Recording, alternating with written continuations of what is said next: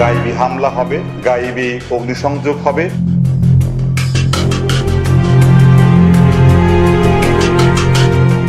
কোনো কথাবার্তা ছাড়া দরম গুলি করছে। একটা করছে সিনার মাঝখানে, একটা করছে এখানে। ওনাকে 3-4টা লাথি মারছিল। যিনি গুলি করছে তাকে চিনি এবং দেখেছি চিনি। ওনার নাম হয়েছে লিয়াকত আলী। প্রিয় দর্শক, কী নিয়ে কথা বলা যায় আজকে? দেশের এই মুহূর্তে গুরুত্বপূর্ণ ইস্যু কি আছে? ওই যে টেকনাফে একজন অবসরপ্রাপ্ত মেজর জনাব সিনহা মোহাম্মদ রাশেদ খান খুন হয়েছেন, সেটা নিয়ে কথা বলা যায় না? একজন মেজরকে নিয়ে কথা বলার কি আছে? 57 অফিসার খুন হয়েছে, তাতেই বা আমাদের কি হয়েছে? আবরারকে পিটিয়ে অমিত শাহরা খুন করেছেন, তাতেই কি বিচার হয়েছে? বিচার চলছে বলবেন তো? কিসের বিচার? বইয়ের থেকে তাদেরকে বহিষ্কার করা হয়েছে, জেলখানায় বসে আবার পরীক্ষাও দিচ্ছেন। বহিষ্কার হলে কি পরীক্ষা দেওয়া যায়? ওসি প্রদীপের বিরুদ্ধে গ্রেফতারি পরোয়ানা জারি হয়েছে, হয়তো জেলেও যাবেন, কিন্তু বিচার কি হবে? এর মধ্যে আমাদের নজিরবিহীন নজর আলী জনাব বেনজির সাহেব ভারতীয় হাই কমিশনারের সাথে সাক্ষাৎ করেছেন। কেন করেছেন সেটা জানেন? সেটা জানতে ওসি প্রদীপকে নিয়ে করা আমার একটি ছোট্ট অনুসন্ধান দেখুন, তাহলে সব প্রশ্নের উত্তর মিলবে। সাথে আছি আমি ইলিয়াস হোসাইন। প্রদীপ কুমার দাস বাংলাদেশ পুলিশের সাব ইন্সপেক্টর হিসেবে যোগদান করেন বিগত বিএনপি জামায়াত জোট সরকারের আমলে যথারীতি দুর্নীতির মাধ্যমে। জানা যায় চট্টগ্রাম মহসিন কলেজ হতে স্নাতক সম্পন্ন করেন প্রদীপ কুমার দাস। অত্যন্ত চতুর এই পুলিশ কর্মকর্তা বিএনপি সরকারের আমলে তিনি চট্টগ্রাম মেট্রোপলিটন পুলিশের ডিবিতে দায়িত্ব পালন করেন। এছাড়াও চকরিয়া থানার উপপরিদর্শক হিসেবে কাজ করেন প্রদীপ কুমার দাস। কক্সবাজারের উখিয়া থানায় ওসি হিসাবে যোগদানের পর থেকে চট্টগ্রাম মেট্রোপলিটনের পতেঙ্গা থানা, পাঁচলাইশ থানার ভারপ্রাপ্ত কর্মকর্তার দায়িত্ব পালন ছাড়াও কিছুদিনের জন্য তিনি চট্টগ্রাম বিমানবন্দরের ওসি ইমিগ্রেশন হিসেবে দায়িত্ব পালন করেন। পরবর্তীতে বিএনপি সরকারের পতন হলেও উত্থান হয়েছে প্রদীপের। বিএনপির সময়ে ঘাপটি মেরে থাকলেও কট্টর চরমপন্থী হিন্দু ও তীব্র মুসলিম বিদ্বেষী এই পুলিশ কর্মকর্তার আসল রূপ প্রকাশ পেতে থাকে 2008 সালে আওয়ামী লীগ সরকার ক্ষমতায় আসবার পর থেকে। একসময় নিজেকে বিএনপিপন্থী পরিচয় দেওয়া প্রদীপ রাতারাতি রং বদলে হয়ে যান আওয়ামীপন্থী পুলিশ। নিজেকে প্রমাণ করবার যুদ্ধে তিনি শুরু করেন একের পর এক বিএনপি জামাতের নেতাকর্মী হত্যার মিশন। প্রদীপ ভারতের 5 সরকার আওয়ামী লীগের নজরে আসেন প্রথমবার বুট পরিহিত অবস্থায় চট্টগ্রামের একটি মসজিদে প্রবেশ করে সেজদারত একজন মুসল্লির পিঠে অস্ত্র ঠেকিয়ে গুলি করার মধ্য দিয়ে। এরপরও বেশ কয়েকবার মসজিদের মুসল্লিদের পিটিয়ে সংবাদের শিরোনাম হয়েছেন প্রদীপ কুমার দাস। 2013 সালে মিছিলের মধ্যে ঢুকে বিএনপির এক কর্মীর মাথায় পিস্তল ঠেকিয়ে হত্যার ভিডিও হতভম্ব করে দেয় চট্টগ্রাম সহ গোটা দেশের মানুষকে।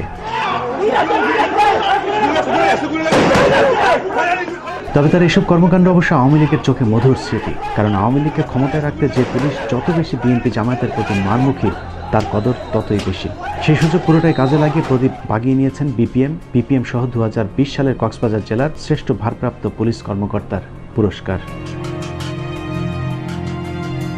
চট্টগ্রামের ভাষায় ওসি প্রদীপ আওয়ামী লীগকে মধু হই হই বিষ হাওয়াইছে।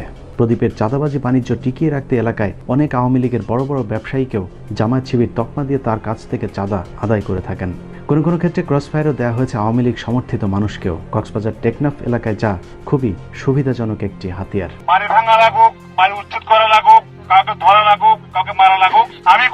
এই একই হাতিয়ার ব্যবহার করে একটি আইন শৃঙ্খলা বাহিনী যুবলীগ নেতা একরামকে নৃশংসভাবে হত্যা করে।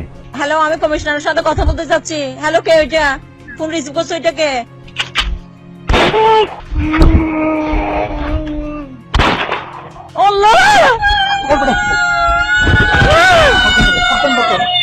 এভাবেই একের পর এক অপরাধ জগতের সাথে নিজেকে জড়িয়ে পুরো টেকনাফকে একটি মৃত্যুপুরী হিসাবে গড়ে তোলেন প্রদীপ কুমার দাস।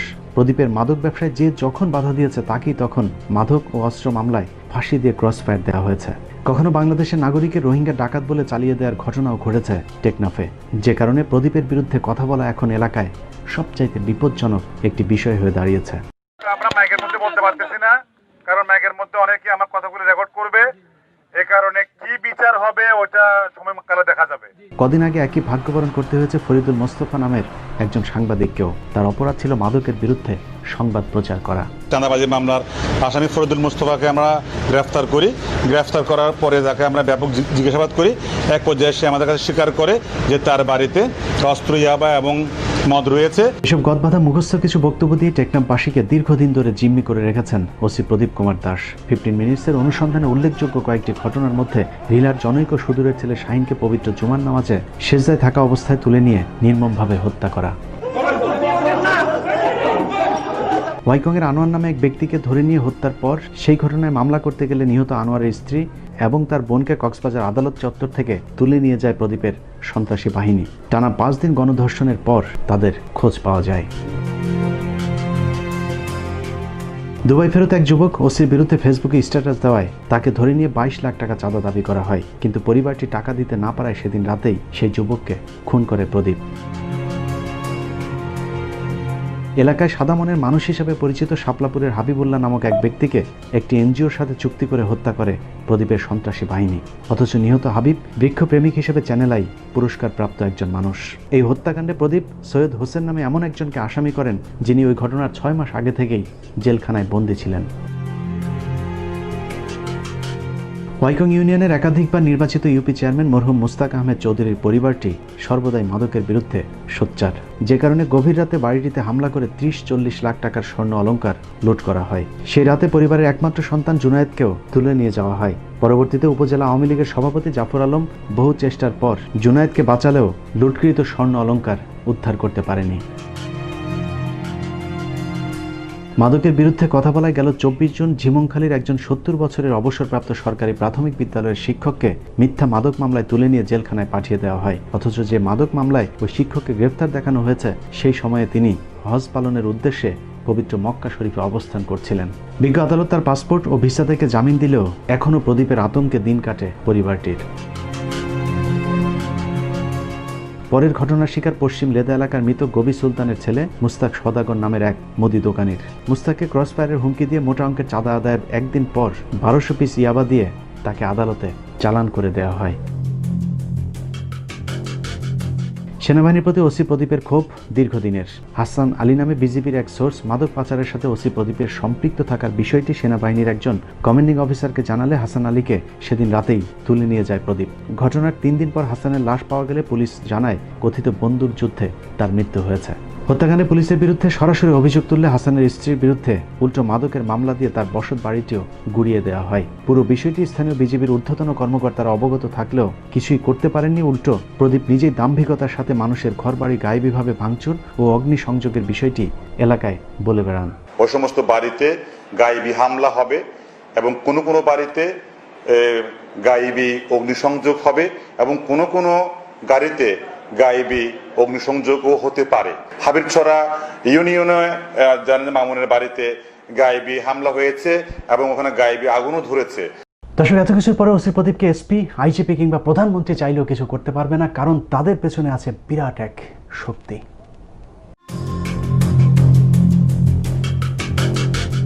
ওসি প্রদীপ টেকনাফ থানার ওসি হয়ে আসার পর থেকে মেজর সিনহা হত্যাকাণ্ড পর্যন্ত মোট 145টি ক্রসফায়ারের ঘটনা ঘটেছে, যার প্রতিটির পেছনে রয়েছে ওসি প্রদীপের চাঁদাবাজি অথবা মাদক ব্যবসায় বাধা দেওয়ার কারণ। মূলত সে নিজে একজন মাদক চোরা কারবারি, যা বিগত কয়েকটি বছর ধরে স্থানীয় পত্রপত্রিকাতে উঠে এসেছে। তারপরেও তার কিছু হয়নি, কারণ ওসি প্রদীপের পেছনে আছে কক্সবাজার জেলার এসপি এবিএম মাসুম হোসেন, স্বরাষ্ট্র মন্ত্রণালয়ের একজন ঊর্ধ্বতন কর্মকর্তা ধনঞ্জন দাস, এবং তারও পেছনে আছে সরাসরি ভারতীয় হাইকমিশন। এত সব প্রভাবকে কাজে লাগিয়ে প্রদীপ কুমার দাস এখন অঢেল সম্পদের মালিক। 15 মিনিটসের কাছে প্রাপ্ত তথ্যানুযায়ী প্রদীপের কক্সবাজারে 3টি হোটেলের মালিকানা শেয়ার রয়েছে। কক্সবাজার শহরের কলাতলী এলাকায় তার একটি বিলাসবহুল অ্যাপার্টমেন্ট, চট্টগ্রামের পাথরঘাটায় স্ত্রীর নামে লক্ষ্মী ম্যানশন নামে একটি বহুতল ভবন, মুরাদপুরে রয়েছে মুরাদপুর সংলগ্ন অভিজাত এলাকায় 6 কাঠার একটি প্লট। তবে এসবের বাইরেও তার সম্পত্তির একটি বড় অংশ তিনি ভারতে পাচার করেছেন। ভারতের আসামের রাজধানী গুয়াহাটি শহরের পল্টন স্টেশনের পাশে বিলাসবহুল 2টি বাড়িসহ নামে বেনামে তার প্রচুর অর্থ থাকার বিষয়টি টেকনাফে ওপেন সিক্রেট। ভারতে এসব সম্পত্তি ক্রয়ের মাধ্যমে তিনি এরই মধ্যে পেয়েছেন ভারতের নাগরিকত্ব। আমাদের অনুসন্ধানে ওসি প্রদীপের স্ত্রীর বাংলাদেশ এবং ভারতের 2টি পাসপোর্টের সন্ধান মিললেও প্রদীপের ভারতীয় পাসপোর্টটি পাওয়া সম্ভব হয়নি। অবশ্য গোয়েন্দা সংস্থা চাইলে তা খুব সহজেই খুঁজে পাওয়া সম্ভব। নাম প্রকাশ না করার শর্তে টেকনাফ থানার একজন কর্মকর্তা জানান, বদমেজাজি ওসি প্রদীপ মাঝে মধ্যেই খুব দম্ভ করে সহকর্মীদের বলেন, টেকনাফ থানায় চাকরি করতে হলে আমার কথা শুনে চলতে হবে। আমাকে কেউ কিছু করতে পারবে না, কারণ ভারতীয় হাইকমিশনের পেছনের দরজা সব সময় আমার জন্য খোলা। ভারতের খুঁটির উপর কতটা ভর করে প্রদীপ দাঁড়িয়ে আছে সেটার প্রমাণ আরও কিছু কর্মকাণ্ড দেখলেই বোঝা যাবে। মুসলিম শরিয়া আইন অনুযায়ী 3 তালাকের যে বিধান আছে, ভারতের সম্প্রতি তার বিরুদ্ধে একটি বিল পাশ করা হয়েছে, যদিও বাংলাদেশে সেই বিধানটি এখনও বিদ্যমান। কিন্তু বাংলাদেশের নিয়ম রীতির প্রতি বৃদ্ধাঙ্গুলি দেখিয়ে ওসি প্রদীপ তার থানার দেয়ালে ভারতের সেই বিলটি ঝুলিয়ে দিয়েছেন। এর মাধ্যমে ওসি প্রদীপ রাষ্ট্রদ্রোহিতার অপরাধ সংঘটিত করেছেন। ভারতের সাথে তার গভীর সম্পর্কের বিষয়টি তিনি এর আগেও বেশ কয়েকবার জানান দিয়েছেন। চট্টগ্রাম বিমানবন্দরে কর্মরত থাকা অবস্থায় এলিট পেইন্টের মালিকের কাছে একটি ঘটনায় বিশাল অঙ্কের ঘুষ দাবি করেন।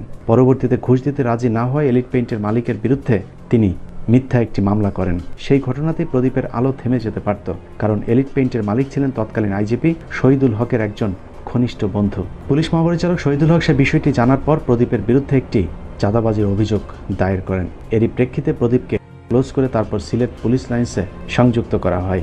কিন্তু তাতেও লাভ হয়নি, কারণ পুলিশ মহাপরিচালকের চাইতে উপরের মানুষের সাথে হাত রয়েছে প্রদীপ কুমার দাসের। পুলিশ সদর দপ্তরের একজন কর্মকর্তা জানান, ভারতীয় হাইকমিশন এবং স্বরাষ্ট্রমন্ত্রীর জোরে আইজিপি শহীদুলকে বুড়ো আঙুল দেখিয়ে তারপর কক্সবাজারের মহেশখালী থানার ওসি হিসাবে নিয়োগ পান প্রদীপ কুমার দাস।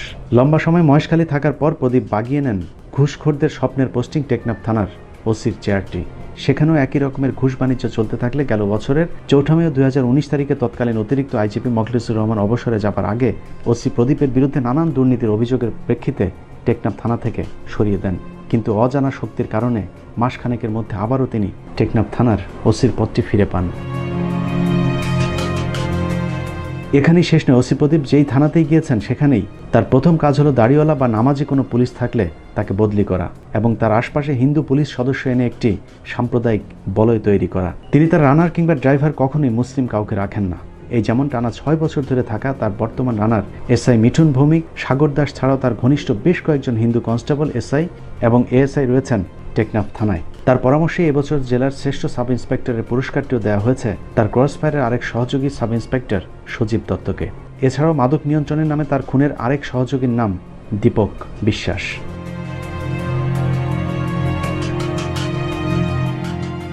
মূলত মিঠুন, সজীব, সাগর ও দীপককে নিয়ে ওসি প্রদীপ টেকনাফ জুড়ে একটি মাফিয়া গ্যাং গড়ে তুলেছেন, যারা স্থানীয়ভাবে ইয়াবা পাচার সহ পুলিশের গাড়িতে করেই ঢাকা চট্টগ্রাম পর্যন্ত পৌঁছে দেওয়ার কাজটিও করে থাকেন। থানা জুড়ে ওসি প্রদীপের আরেকটি ব্যক্তিগত পরিচয় আছে, তা হলো প্রদীপ কুমার দাস একজন সমকামী। কিছুদিন আগে আভাস নামে ওসি প্রদীপের আরেক সমকামী বন্ধু ছিল, কিন্তু তাকে সরিয়ে ওসি প্রদীপের এখন সবচেয়ে কাছের মানুষ তার রানার মিঠুন ভৌমিক। এছাড়াও তার থানার আরেক সমকামী সজীব দত্তের সাথেও প্রদীপের শারীরিক সম্পর্ক রয়েছে। প্রদীপ যে থানাতেই গিয়েছে সেখানেই সমকামীদের একটি স্বর্গরাজ্য তৈরি করেছেন।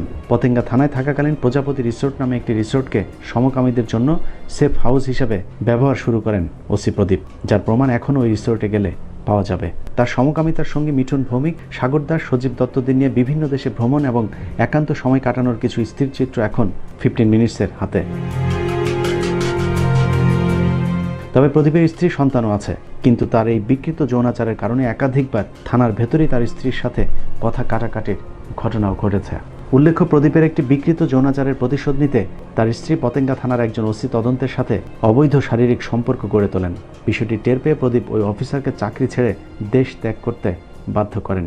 এভাবেই টেকনাফ কিংবা কক্সবাজার তো বটেই, পুরো চট্টগ্রাম জুড়েই ওসি প্রদীপের অদৃশ্য একটি নিয়ন্ত্রণ তৈরি হয়েছে, যে কারণে সিনহা হত্যাকাণ্ডের তদন্তের দায়িত্ব দেওয়া হয়েছে ওসি প্রদীপের খুব ঘনিষ্ঠ একজন পুলিশ কর্মকর্তা, যার নাম নন্দদুলাল রক্ষিত। সব মিলিয়ে টেকনাফ থানা যেন বাংলাদেশের বুকে এক টুকরো মিনি কলকাতা। প্রিয় দর্শকের পরও কি বিচার চান? কেন চান? মেজর সিনহা হত্যাকাণ্ডের আগে শুধুমাত্র টেকনাফ থানাতে ওসি প্রদীপ আরও 144টি খুন করেছিল। সে 144 খুনের কি বিচার হয়েছে? যদি না হয় তাহলে শুধুমাত্র মেজর হত্যার বিচার কেন চাইতে হবে? সে 144 জনেরও প্রাণ ছিল, বাঁচার ইচ্ছে ছিল, সুন্দর এই পৃথিবীতে আরও কিছুদিন বেঁচে থাকবার জন্যে কপালের মাঝ বরাবর গুলি করবার ঠিক আগ মুহূর্তে হয়তো বাঁচার সে সাকুতিও জানিয়েছিল। কে জানে চোখের পাশ দিয়ে ঢুকে যাওয়া গুলির আঘাতে ঝাপসা হয়ে যাওয়া চোখের শেষ একটি বারের জন্য হলেও সন্তান কিংবা মায়ের মুখটি দেখবার ইচ্ছেও হয়তো হয়েছিল। দর্শক, আসলে প্রতিটি মৃত্যুই কষ্টের, প্রতিটি মৃত্যুই দম বন্ধ করা যন্ত্রণার। তাই আসুন, বাঁচতে হলে একসাথে বাঁচবো, মরতে হলেও একই সাথে। আর যদি বাঁচতে চান তাহলে বাংলাদেশের প্রতিটি থানা, জেলা, সচিবালয় কিংবা ক্যান্টনমেন্টে থাকা ভারতীয় সাম্প্রদায়িক দালালদেরকে প্রতিহত করতে হবে। আল্লাহ হাফেজ।